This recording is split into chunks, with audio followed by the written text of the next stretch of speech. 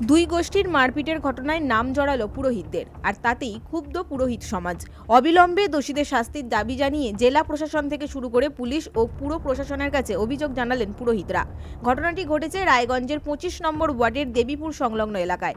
জানা গেছে, গত 5ই সেপ্টেম্বর দেবীনগরের দেবীপুরি এলাকায় এক মহিলাকে মারধরের অভিযোগ ওঠে কয়েকজন ব্যক্তির বিরুদ্ধে।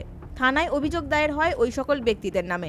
পরে আক্রান্ত মহিলা সহ 4 জনের বিরুদ্ধে পাল্টা অভিযোগ দায়ের করে বিক্ষুব্ধ গোষ্ঠী, যার মধ্যে 2 জন ছিলেন দেবীপুরি মন্দিরের পুরোহিত বিপ্লব চক্রবর্তী ও প্রদ্যুৎ আচার্য। এই ঘটনায় রীতিমতো ক্ষুব্ধ পুরোহিত সমাজ। প্রবীণ পুরোহিত রতন চক্রবর্তী জানান, এই সকল ঘটনায় পুরোহিতরা কোনোভাবেই যুক্ত নয়। অবিলম্বে প্রশাসনের হস্তক্ষেপ দাবি করে মাস পিটিশন জমা দেন তারা। অশ্লীল গালিগালাজ, তার হাত ধরে টানাটানি, মদ্যপান অবস্থায় ওয়ার্ডেরই এরা পরিচিত, ওয়ার্ডের মানে অসামাজিক কাজের সাথে জড়িত, তারাই এই কাজটি করে থাকেন।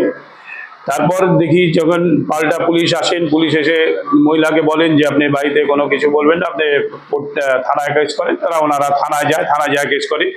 ঠিক পরের দিন 12টার সময় একটা কেস হয়। তখন আমি হঠাৎ করে শুনতে পারি যে তাদের নামে কেস হয়েছে। তো বল্টু নামে যে প্রসেনজিৎ আচার্য বা বাবু সরকার, তখন বললাম তুই কি ঘটনাস্থলে ছিলি?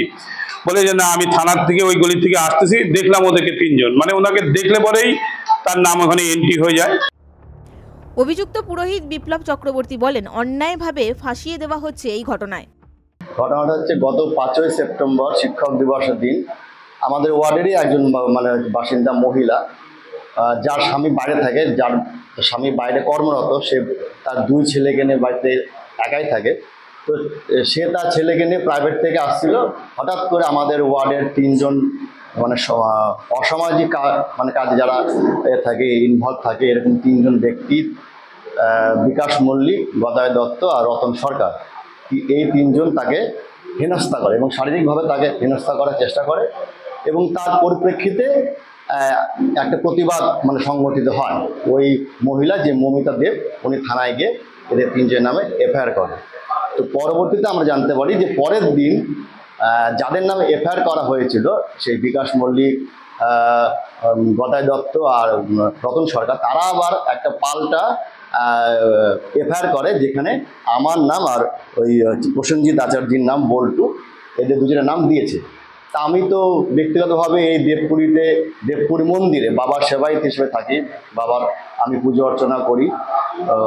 আমার নামটা অন্যায়ভাবে এবং বল্টুর নামটা অন্যায়ভাবে এর সাথে যুক্ত করা হয়েছে।